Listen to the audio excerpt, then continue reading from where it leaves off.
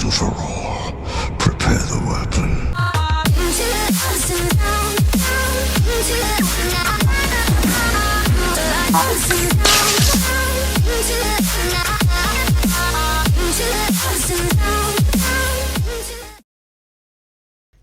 Hey guys, welcome on another episode of Appetite for Collectibles, my little lovely segment that I have called Hey, I Was in Star Wars. Today we have the lovely Ross Sambridge joining us today. Hi Ross. Hi, hello there, Nilda. You all right? How are you? Yeah, I'm very well, thank you. Thank you very much, Steve, for having me on your show. It's lovely to see you again. I can't believe it's been 4 or 5 months since we last saw each other in Texas. That was an awesome evening and an awesome experience over there, and I thoroughly enjoyed myself, and it was great to meet you. Yes. So for any of you who are tuning in, so Ross and I had met at Rebel Scum Con that was in Dallas, Texas. And a whole bunch of us content creators all got together. And one of our friends, I believe it was Joe, was hanging out with you. And he came up to all of us and he was like, hey, do you guys want to get dinner tonight? We all go in a big group. And I was like, sure. And he goes, but he's like, we're going to have a special guest. And I was like, oh, who? And he goes, we're going to have Supreme Leader Snoke. And I was like, what? And he goes, yeah, Ross is going to come out to dinner with us. And I was like, oh my gosh. I'm like, this is so cool. And he was like, I'm pretty sure Ross is excited as well. And so I started telling a whole bunch of like the other content creators. I was like, hey guys, you guys want to come out to dinner with us tonight? And they're like, why? They're like, oh, we're going to go play mini golf. I said, no. Don't do mini golf. Come to dinner with us. Yeah. I was like, come to dinner with us. And they're like, why? And I said, you're going to want to come. You're good. You just wait until you see who shows up. So lo and behold, we're there, we're eating dinner, and next thing you know, you and Joe walked in, and we were all like, yay! Oh, well, thank you very much indeed. Yeah, it was fun. It was like, what, 20 of us? Yeah, it was huge. I mean, I think the photograph was taken of us all together, but I'm yet to see it, which is a shame. I got to send you the photo then.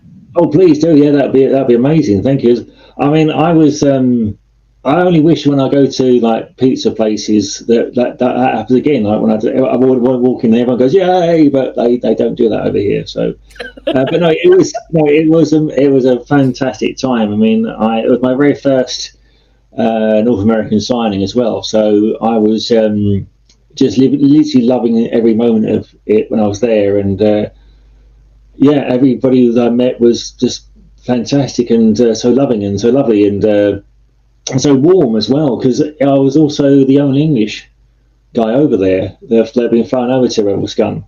That's right, you were.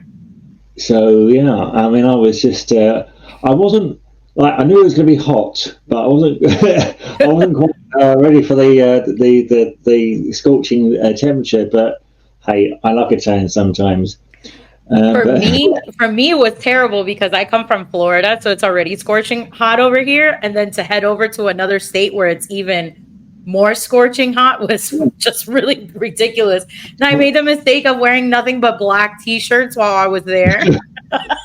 Yeah, you're not sure when you. I imagine when you take off your T-shirt, you think you're actually still wearing a black T-shirt because it's just the dye has gone straight into your skin. Yeah. Yeah. But I mean, I think it went up to about 52 degrees on the Monday, the day I flew back. Okay. It was, yeah, I mean, the tarmac outside the hotel has actually started to melt. So yeah, so that was a new one on me. I thought I was just walking in mud, but my friend Andrew Nelson said that. Darth Vader said that it was actually the tarmac outside the hotel, and I was like, "This is insane." But yeah, no, yeah. It was an amazing time, and I would love to come back again. And I'll say something to those guys again that they need to bring you back. Well, I hope so. They're a lovely bunch of guys, and as I say, I was very much welcome. So yeah, thanks again to everyone listening in. Thank you. So. Most of you who are tuning in, Ross is an English actor who played the body double for Andy Serkis in The Last Jedi. He also played an awesome Wookiee slave in the Solo movie, and he's also had multiple roles in other films. I swear, every time you do the Wookiee thing, I can't stop laughing. Oh, okay. I'll stand You it. do a good job. Well, thank you very much. No, cheers. Sorry, after you. No, and then like the most amazing thing is that you're 7'1", and like we talked about before I got on the video, I'll show it to you guys. There's a picture of me and Ross standing next to each other in Texas. You make a great looking armrest, that's for sure. Yes. Yes, I was a good armrest. Well, thank you. Thank you for your servicing. Yes, cheers. Thank you. Yeah. So Ross, tell us about yourself. I know, did you grow up your whole entire? Were you born in England? Yes, I was. Yeah, so I've lived in East London for a number of years, and then I moved out to Essex near the seafront in Southend on Sea. Boasts Europe's longest pier. In fact, it's moving the world's longest pier. I'm not sure. It's over a mile long anyway, and I've been here for 6 years, and yes, I'm 7'1", so I do stand out. Sometimes that's good, sometimes that can be a hindrance, especially with low door frames and cars and buses and pretty much anything that's not built for a tall person. But given the choice again, would I be tall or be short? I much prefer being taller than being shorter, because I've been there and I know what it's like. So yeah, it's great. I also have very big feet as well. So being a size 20 US is sometimes a bit difficult to get in trainers or shoes. Oh my gosh. Do you not know that? No, I did not know that. So I've got a photograph I took on the plane going over to Dallas, and I just stretched my legs out because the only seat they had that was accessible for my long legs was the exit row seat. Yeah, because the row is big enough for you to like stretch your legs. Yeah, but what the thing is though, it was next to the toilet, so every time anyone wanted to go to the toilet, I had to put my legs back again. But I remember falling asleep because it was a long journey, and my legs were still out, and people had to clamber over my legs to get to the toilet. It was like an obstacle course to get to the loo. But there we go. That was. But it's fun being tall sometimes, and it could also be a bit hard on my back as well. But no, I much prefer being a taller gentleman than a shorter gentleman. So there we are. Now, I've grown up in it anyway. I've grown up to be this size. Yes. Did you always figure that you wanted to go into acting, or was this just like a what is it, like Dickie Beer has said it? Roger Christian said it as well. Everything with Star Wars or with acting has always been by luck. So was this a career that you wanted to take on? Well, I initially started in animation. I studied art and animation at school and at college, and I really thoroughly love the Wallace and Gromit Aardman films. So I used to live in Bristol for a little while, and I got to meet Nick Park and David Sproxton and Peter Lord at the model makers and directors of Aardman, and so I was enthralled in always telling stories and creating and performing, like maybe like from the other side of the camera. So when you're doing animation, you are an actor in a way, because you're transferring that acting to the clay model or whatever you're using, a computer, for instance, to make a character, to then perform, and then to make a little film or whatever you're doing. So I'm always doing that. But my brother-in-law's father was in Tomb Raider with Angelina Jolie, and he said that there was an agency looking for tall people to join up. So I joined up with that agency just because I thought, well, I'm tall, maybe it would just help me get into the media profession or film and TV that way, because I thought, well, I'm rubbish at basketball, so I thought maybe an acting part, but it's still performing, and maybe I can do networking on the side as well. And so I joined with them, and then about 6 months later I was working on a Stephen Polycock film with Bill Nye Miranda Richardson and a young Tom Hardy, and so that was cool. And I just literally sort of like a Jesus type character, and that was my first sort of like role as such. And then it carried on from there. I did a few TV programs. I did a couple of little films and things. And then in 2014, I joined another agency specifically for taller or shorter actors. And then my first audition for that was for Force Awakens for Chewbacca. Oh, wow. So out of about 500 very tall actors to audition, I got down to the final five as such, and then I guess Jonas was chosen for his like build and eye color and things, and then it carried on from there. Now, when you did get the call from Lucasfilm in regards to a new character that we hadn't heard about, did they give you like specific details about like what Snoke's character was? Well, yeah, they said that because he's a hologram in The Force Awakens, they wanted a fully fleshed out character to work with Daisy Ridley and Adam Driver. And so they were looking for someone tall and slim to portray the character. So I came down for a fitting for what it was classed as Space Bear at the time. And so I thought, well, that sounds a bit like Star Wars, but I wasn't quite sure until I got into the room and then put on the gold robes and told I was Snoke. So they had you in the full gold robe.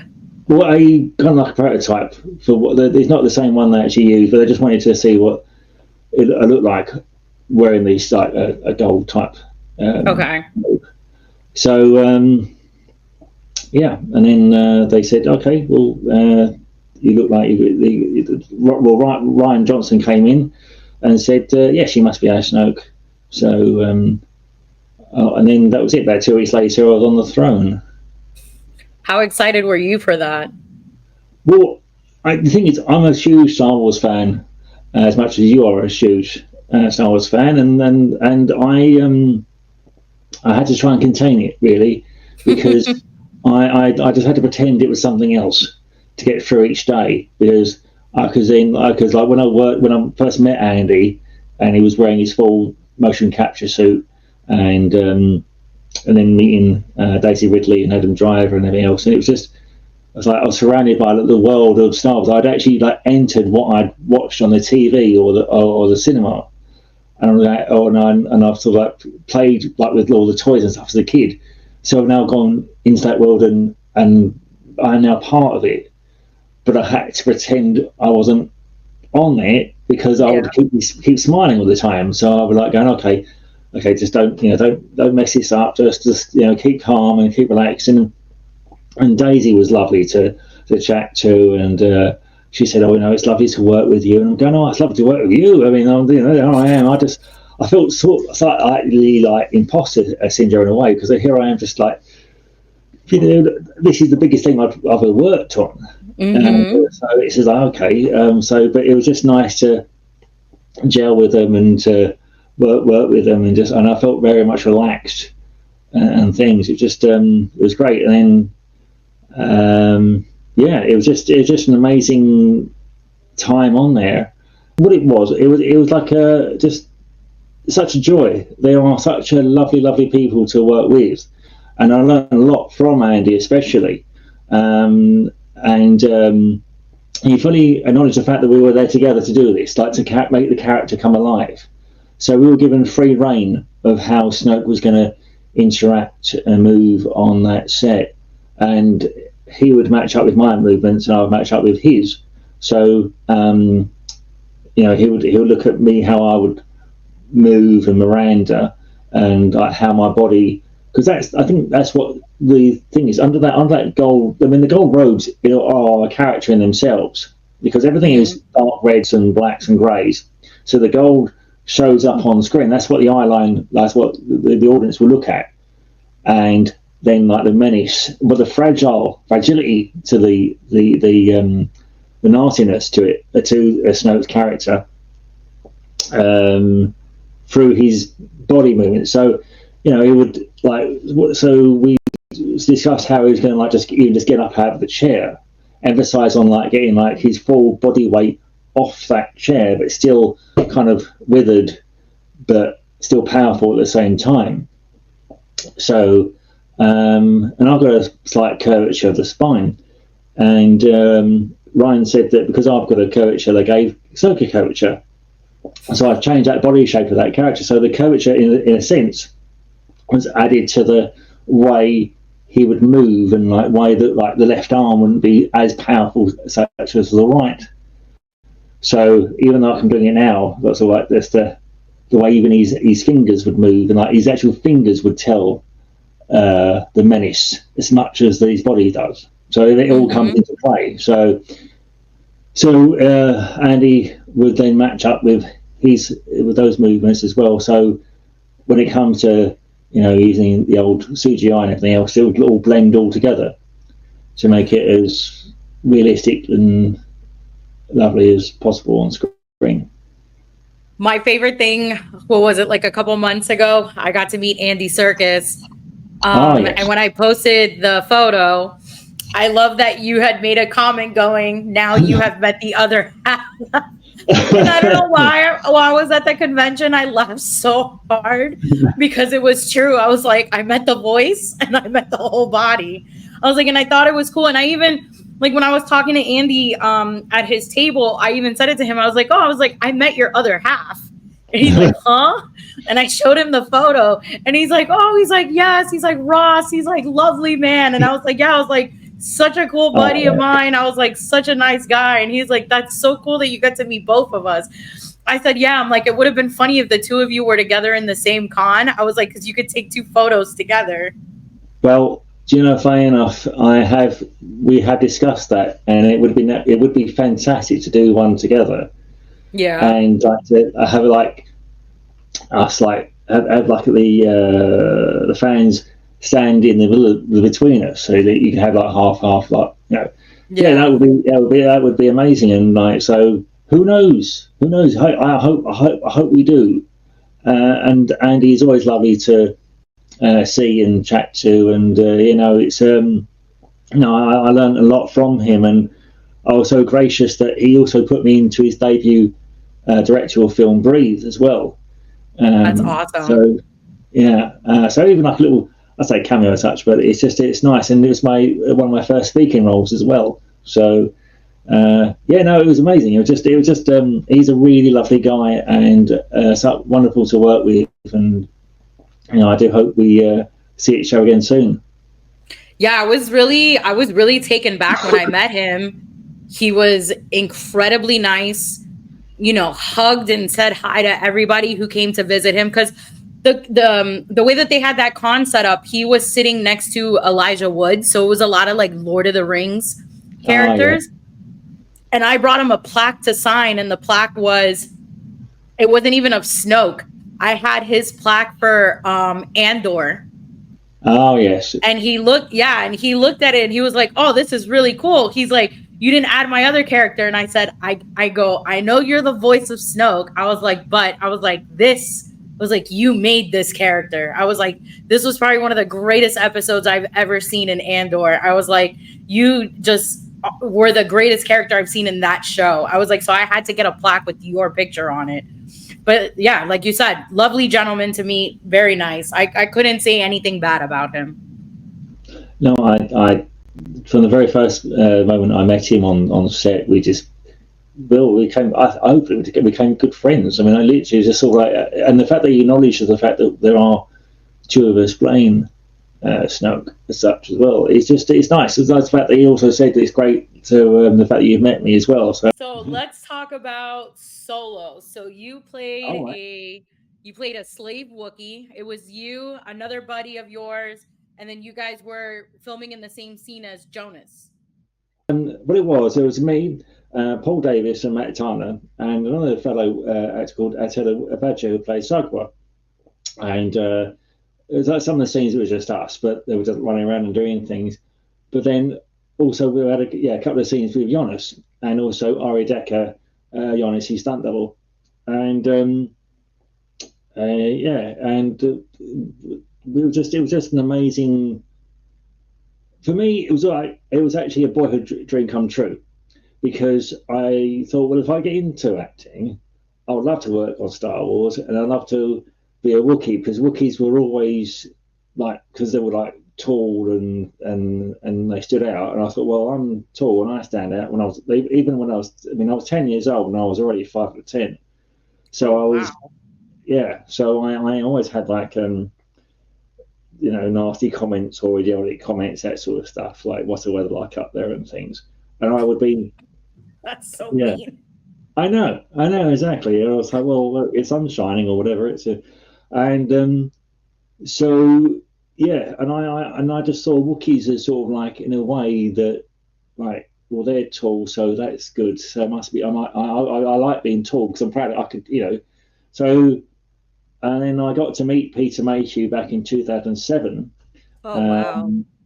Yeah, and well, I got to meet him in a way that I thought I never would, because I was asked to dress up as Chewbacca for a Comic-Con experience in a memorabilia shop in Bristol, in the west of England, and so there I was, and Peter Mayhew and his wife Angie was there, and when I was walking around as Chewbacca, he actually called me over to his table and said, look, I'll actually show you how to walk like a Wookiee, hold the bowcaster, and how to roar. So I had a masterclass for the man himself. And I thought, well, if that's the closest to being a Wookiee, I'll still die a happy man.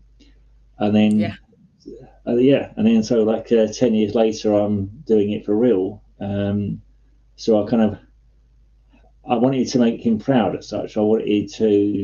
I felt proud of. Every single, even though you may not have seen it, but I had a broad smile underneath that mask, underneath that hair, all that hair and everything else, and so also I gained like two brothers on that set with Paul and Matt, because we were both experiencing it together, and we're all, as all three of us were. Are big Star Wars fans, and so like to have all these going around us, and we're just looking around and going, "Is this real?" I mean, like, it was like we literally come out of our tent and we see like one of the droids just like tumble past, and thinking, "Oh, okay, that's unusual." And then all these robots are like, "Hey, come on, guys, what we're going to go into the tunnel. We're going to run out of the tunnel and like get liberated and head towards the Millennium Falcon." And you think, "Oh, that's a nice afternoon bit of work, isn't it?"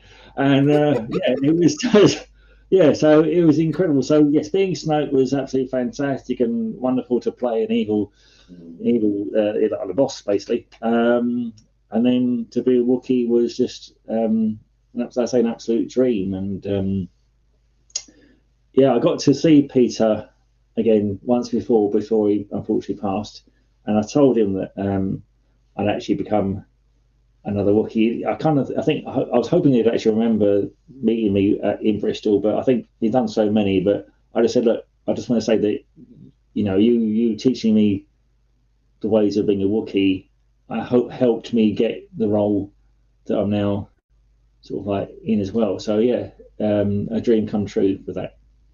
That's awesome. I love the fact that like most of the people, I want to say probably 90% of the actors who are part of the Star Wars universe, they are fans. So I think it's like you get more of a sincerity when it comes to their acting, because they want to do so well because they are fans. And I love the fact that, like you said it yourself too, you were a fan. You want to make them proud, but you're also super excited deep down inside because you're like, I'm in freaking Star Wars. Yeah, but also you want to make sure that you are presenting the best to the audience that are going to watch you on screen, and then subsequently, like when they see you at conventions, and like to be lucky enough to meet fans and meet people like yourselves at these conventions that I'm lucky to do. I want them to say, you know, I want them to have a smile on their face, basically. You know, and that's what we do it for. It's escapism in the day, and you can just sort of like, you can either be, they could love you for being evil, in my case, evil, or being good, and anywhere between. So it's all about, I guess, like giving back in a way as well. It's like, it's you know, to be in that position, that privileged position, to be in these films, and then you want to do it, you want to do the best you possibly can, and sort of like go, you know, I want to really make this character the best it can be. So you work on its movements, you work on the voice, you work on whatever it is to make that character the character that the audience wants that character to be, and you and yourself want to be that as well. Mm-hmm. You know, so I mean, so you know, I'm going to do the raw. So basically, the raw, because this is how I was taught by Peter. So you put your tongue slightly down the back of your throat without choking to death, and then you breathe through your nose, and it sounds a little bit like, although it is dubbed on the film, but it's a bit like and that's the kind of thing. I mean, obviously there's other bits to it, and then I can't roll the tongue, but it's like, but it's and it's all like like with the head and everything else, and then you're a Wookiee basically. You know. So the Wookiee costume that they had you in, like, they didn't have to put on any prosthetics or anything. It was just full bodysuit. There was the head was made up of like the latex, sort of like the mold. Because you do a whole mold, or like a body mold, so they know that it will fit you exactly right. Mm-hmm. So the hands are like latexy, and then the hair is punched in hair by hair thereafter. I don't know how long it takes. Apparently, it takes a heck of a long time to make one Wookiee suit, but it's well worth it in the end. You know, so yeah. So if you had to pick which character was more fun to play, was it Snoke or being a Wookiee? What a brilliant question to ask, and what a surprise. Well, I think that I mean, to answer that question, being Snoke was an absolute fantastic experience, and being evil was really good.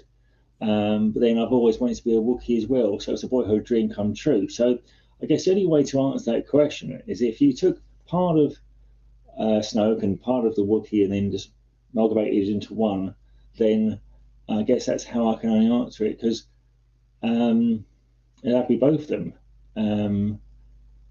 That's it really. If it was maybe a Wookiee in gold robes, or Snoke that goes, then it would, yeah.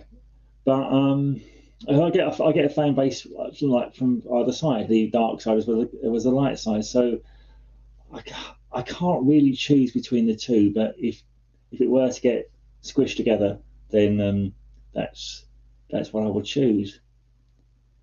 I like that answer. What it is that if anyone watches this, their own opinion on who they like if they love Snoke and they love Wookiee, then it's done its job, because both of them get love.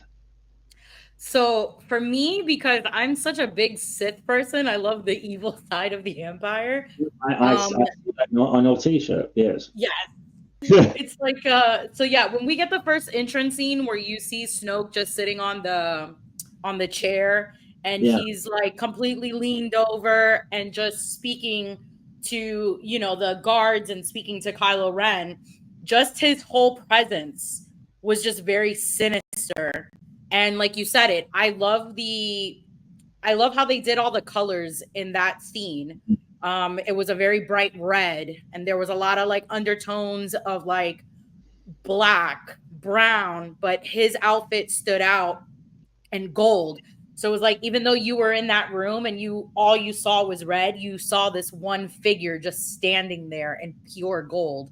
And it was for me, because I love the cinematography side of films. I thought that was a beautifully filmed movie. It was a lot of bright colors, and they did use a lot of red and gold in that film. Yeah, well, thank you. And it was, see, that's what I'm talking about. That's the reaction. that I love getting, because it means I've done a good job. It means, Yes. it means that the fact that I portrayed that character the best that I could. And the fact that when he is leaning on that chair, like, they just said, like, he needs to be relaxed and asked me what sort of position you think it'd be in. So I just thought, well, I'll just if I'm looking at something on the television, I often just lean like to this, like, and I'd rub me, and I'd just like do it on me, put my hand on my chin, sort of thing, and it's just like, and have this arm doing pretty much nothing. And I thought that's what they liked. So I just like exaggerated the lean a bit, and sort of like, again, spoke with my hand, and my hand Yes. became like his extension as such. And then even like the subtle, like when he throws Ray back, he just moves his hands very slightly, and off she flies. Or he's like doing a force push, and everything else. I had to do the oh, no, that's better, like that. I do that and keep that position for about 10 minutes, which is a long time. And that's what you see. Well, with Andy Smoke up as well. That's what you see on the screen. But I told you I wanted, like, after this interview, I wanted to go back and like put the movie on in my living room and just literally fast forward to like just the scenes that you're in, to just capture those moments and look at it, and then even like take a real close look at the curvature. Thanks. It's my cover pill. Yes, guys, by the way, Ross did inform me that if you do have a Snoke figure, either a Funko Pop or a Black Series figure, if you touch the curvature of his back, he will feel it. Yes. They made the toys just like this, so Ross will feel this if you touch the curvature of his back on any of the figures. It's quite literally the power of the Force. Oh dear. I'm keeping that on. I'm not editing that. That's hilarious. So yes. they had you guys traveling like to different, you guys were traveling to like different states, different countries to do filming, or you were just on a set? Well, no, we all filmed at Palmer Studios in Buckinghamshire. Okay. Yeah, it's all in one. Well, it's great, the fact that Palmer makes it like we're in different countries. Our scenes were all shot at Palmer Studios, and that's both for Jedi and also for Solo. Okay. I love the fact that, like, even having a conversation with our mutual friend Details, I love knowing that, Lucasfilm does hire a lot of British actors. Yes, it is. It's an absolute privilege to work on these films, and to have people from all over the world working on it as well as the British actors. And yes, there are quite a few British actors, creature actors, and non-creature actors working on these productions. And it's just, I think it harks back to the original trilogy from 76 when they filmed it. Because a lot of the more menacing characters, like Grand Moff Tarkin, and even Darth Vader, was the body at least was played by Dave Prowse, and obviously you got like Peter Cushing. So I think it was just I guess maybe easier then, I suppose, to film like a lot of the production over in Britain and England, and and yes, they filmed at Elstree originally, and then on to Pinewood, and then other places too. So yeah, I think it's amazing that I can be part of the whole Star Wars family and enjoy and experience it with other British actors. Yeah, I like that. Yeah, like I said, like most of the British actors that I've interviewed, they've always said the same thing, that they, felt honored being part of like a big group of Star Wars actors that were from England and, are part of history. So I think it's awesome that you guys are like part of this small little world in the history of Star Wars. Yeah, no, it's a nice feeling that you are in that kind of like Star Wars family, and the family's just like filmed on your doorstep as such, and it's just it's lovely. I think the prequels were shot I mean, some of it was shot in England, but I think most of it was all like shot in Australia, I think. But yes, no, it's nice to have those big, brilliant, exorbitant sets to admire, and it's brilliant the fact that the set designers and makers do this. It's incredible to come into that world of Star Wars. See, I think that would actually be a quite interesting documentary to do, where they're, recapping all the different British actors that they've ever had, and just like doing, like, where are they now? Well, yeah, there was like a film called Elstree 1976, which was sort of like like a documentary of people behind the masks and things like the stormtroopers and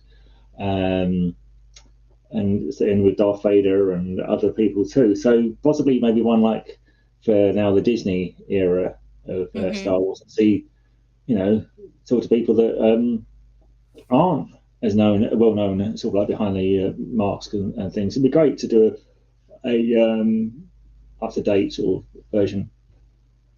Yeah, I truly agree with that.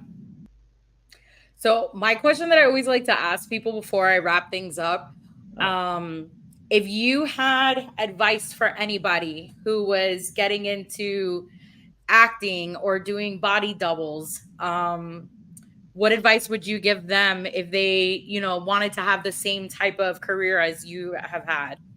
See, I think that would actually be a quite interesting documentary to do, where they're, recapping all the different British actors that they've ever had, and just like doing, like, where are they now? Well, yeah, there was like a film called Elstree 1976, which was sort of like like a documentary of people behind the masks and things like the stormtroopers and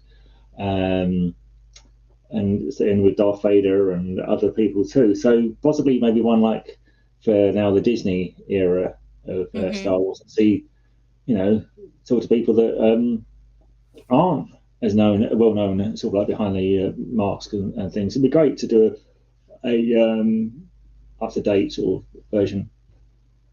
Yeah, I truly agree with that. All right, so the next question is going to be, if you can give any advice to anyone that wants to get into the same field as you, either doing a body double or just in overall acting, what piece of advice would you give to them? Wow. Well, firstly, I would say always believe in yourself. There's going to be times where it's going to be difficult, the times where you think, oh gosh, I can't get there. But if you keep on believing and keep on pursuing and keep on knowing the fact that you can bring something to the table, you can have that little thing where it might be different from other people. Going back to my curvature, I thought that I couldn't get in the industry, or be something that we would quite think that we just like a disability as such for the rest of my life. Whereas, well, they use my curve to shape a different character, and I was like, wow, this is fantastic. They've actually incorporated it in.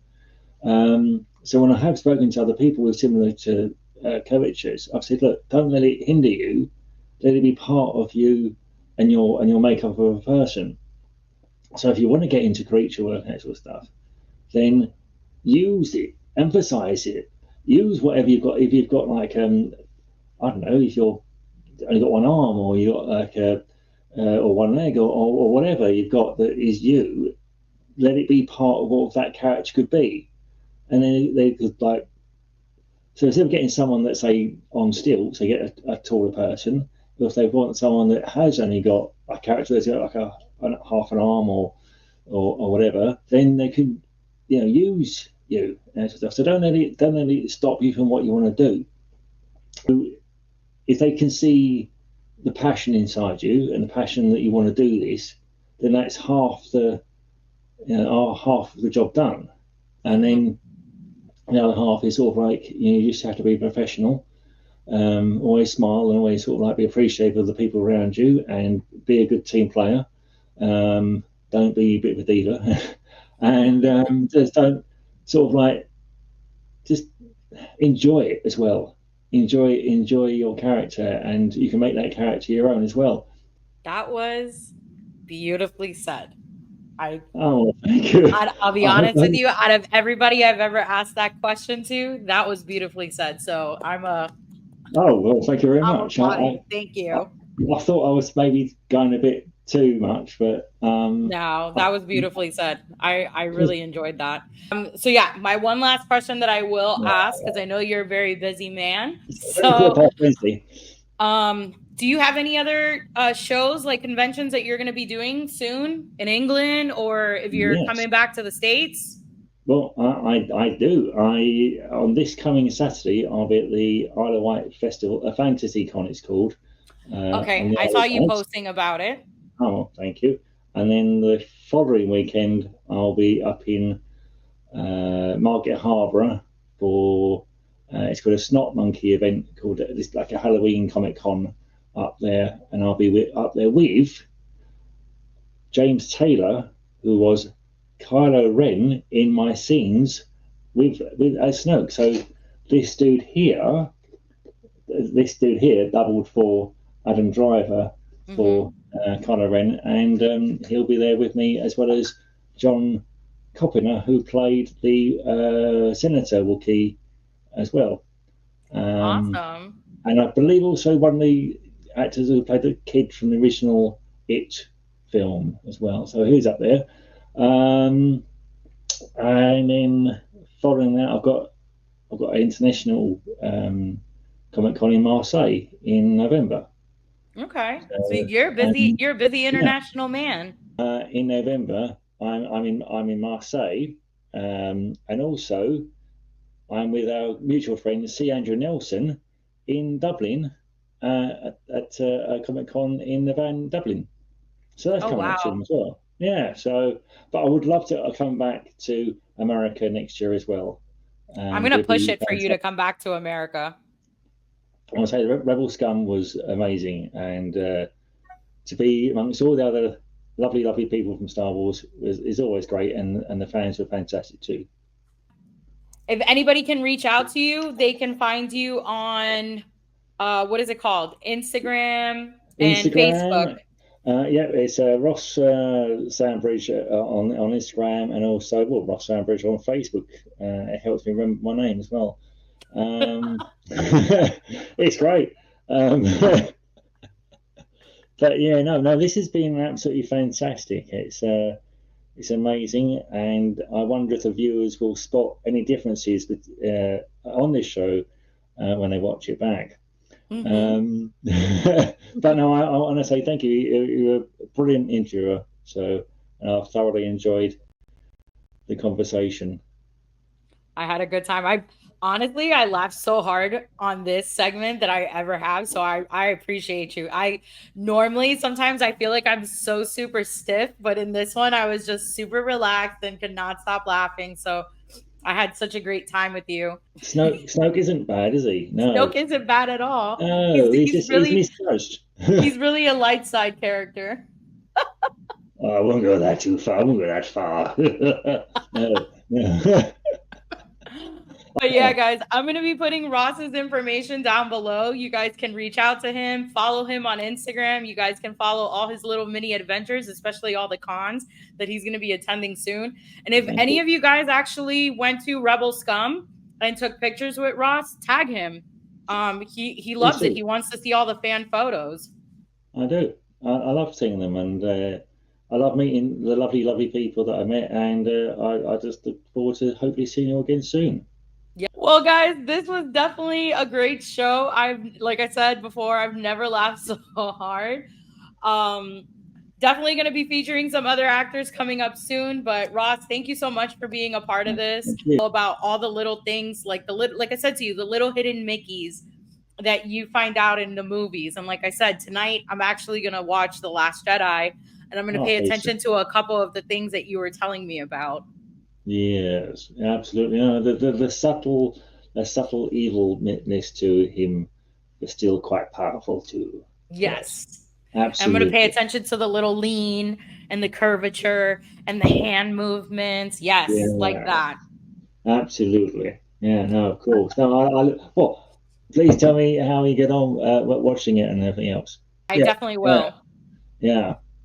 Brilliant. All right, then. Well, until we see each other, and to everybody watching this at home and everything else, all I should say is, may the force be with you, or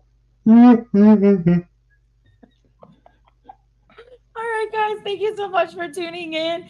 And like the man himself said, may the force be with you.